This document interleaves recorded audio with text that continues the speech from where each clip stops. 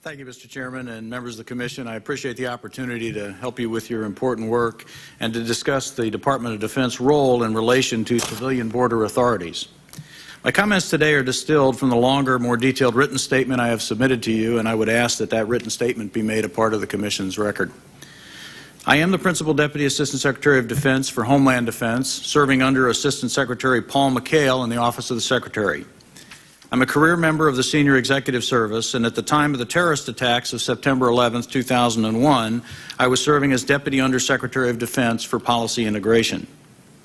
Soon after the attack, Secretary Rumsfeld designated then Secretary of the Army Thomas White to manage the day-to-day execution of Homeland Security and defense activities in the Department on a temporary basis. And in January of 2002, I was appointed as a Special Assistant for Homeland Security, managing a newly created Homeland Security Task Force, which served as a temporary bridge between the immediate post-9/11 aftermath and the establishment of new Homeland Defense and civil support organizations within the Department. To provide the necessary context for my remarks, it's important to make the distinction between Homeland Security and Homeland Defense and the very different but complementary roles of the Department of Defense and the Department of Homeland Security in those activities.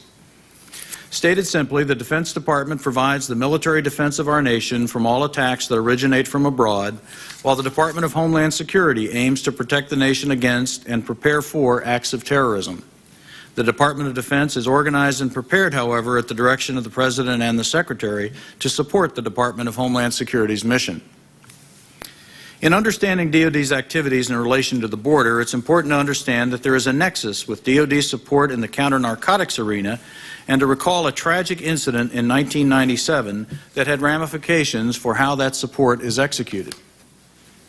Department of Defense active and reserve component forces and the National Guard have provided a wide variety of counter-narcotics support to drug law enforcement agencies along the southwest border of the United States since 1989. Including surface and aerial reconnaissance, minor construction, establishing tactical observation posts, training, intelligence analysis, linguistic support, transportation, and training exercises along the border to provide terrain denial. On May 20th of 1997, near the border in the vicinity of Redford, Texas, an active-duty Marine performing a counter-narcotics mission tragically killed a U.S. citizen in self-defense. Subsequently, DoD concluded that it would no longer provide support that would place active and reserve component forces in situations in which confrontations with U.S. citizens might occur. National Guard personnel acting in state status were, however, permitted to continue to perform ground missions. It's also important to underscore that the Homeland Security Act of 2002 now gives the Secretary of Homeland Security the responsibility for the security of our nation's borders. And DoD's role in border security is to provide support to those civil authorities, again, principally the Department of Homeland Security, when appropriate. I'd now like to respond directly to the 4 areas of interest related to border security that were identified to us by the Commission. First, what action did DoD take to secure borders immediately after the 9/11 attacks? As detailed in the written statement I've submitted, DoD engaged in a number of actions to improve Homeland Defense and provide interim support to border authorities immediately following and then in the months after the attacks. These included, for example, Operation Noble Eagle, which involves air patrols over key domestic locations, U.S. Navy ships deployed off the coast with anti-aircraft systems and integrated air defense assets located in the National Capital Region. Deployment of National Guard troops operating under state control but with federal funding to guard some 421 airports, and U.S. Navy support for Coast Guard Homeland Security patrols, and the mobilization of 1,600 National Guard troops along the southern and northern borders to support the Customs Service, Immigration and Naturalization Service, and the Border Patrol in their heightened security postures. The second area of interest is the strategic role of the military in anti-terrorism, including protecting against infiltration of the United States by terrorist groups such as Al-Qaeda. DoD defines anti-terrorism as defensive measures to reduce vulnerabilities and protect U.S. forces and assets worldwide. Anti-terrorism thus represents one element of a broader approach to combating terrorism that also includes counterterrorism, terrorism consequence management, and intelligence support. The principal focus of DoD's efforts to combat terrorism is on bringing the fight to the terrorists abroad through the prosecution of the global war on terrorism. The next line of defense also lies beyond the borders of our nation, where we are patrolling the air and maritime avenues of approach to engage terrorists before they reach our borders.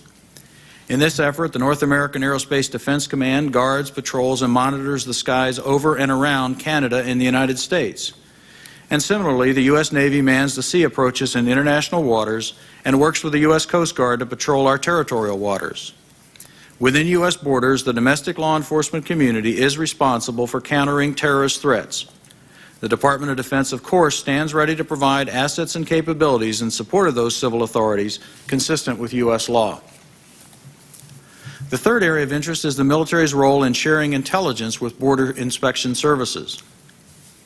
DoD policies and directives emphasize protection of the constitutional rights and privacy of U.S. citizens. In the absence of foreign involvement, military intelligence organizations are limited to performing non-intelligence functions in domestic support operations. If authorized by law to collect foreign intelligence or counterintelligence information within the United States, military intelligence organizations must do so only in support of the Federal Bureau of Investigation, the lead federal agency responsible for intelligence collection within the United States. DoD is a full partner in the Terrorist Threat Integration Center, which began operations in May 2003 and whose function it is to close the seam between analysis of foreign and domestic intelligence on terrorism. Additionally, United States Northern Command has a well-established links of information and intelligence sharing on border activities, primarily through its Joint Task Force 6, the North American Aerospace Defense Command, and the National Guard. And similarly, the National Guard in most of the 54 states and territories supports intelligence analysis efforts of the Drug Enforcement Administration, the Federal Bureau of Investigation, Department of Homeland Security, Bureau of Customs and Border Protection, and various federal, state, and local task forces. DoD is also now installing secure internet systems in many of the high-intensity drug trafficking areas, intelligence centers, to facilitate information sharing that has national security and homeland security value.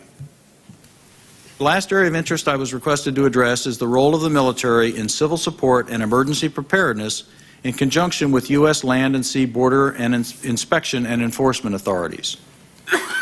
As noted earlier, DoD's roles vis-a-vis border security is to support civil authorities, again, primarily the Department of Homeland Security, when requested.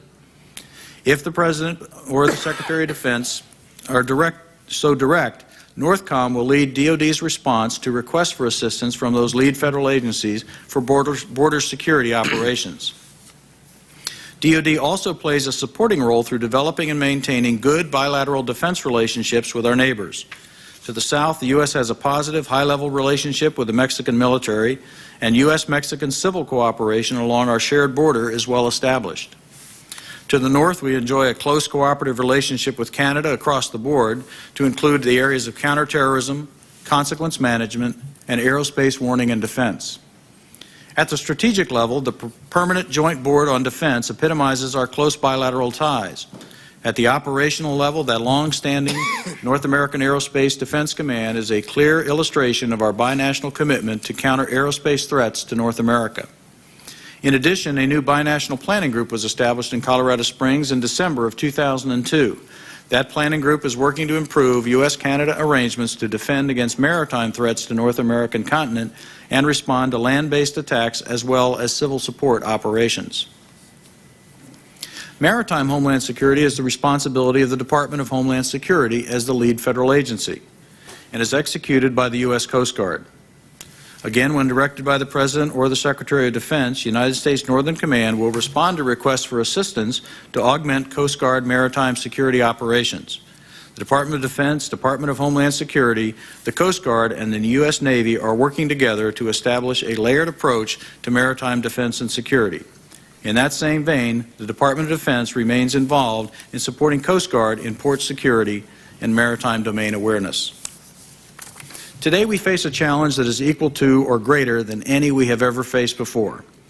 Once we could readily identify and defeat our enemy in conventional warfare. Today we must cope not only with the threats produced by proliferation of weapons of mass destruction and missile technology among nation states, but also with threats posed by individual terrorists and terrorist organizations with global reach.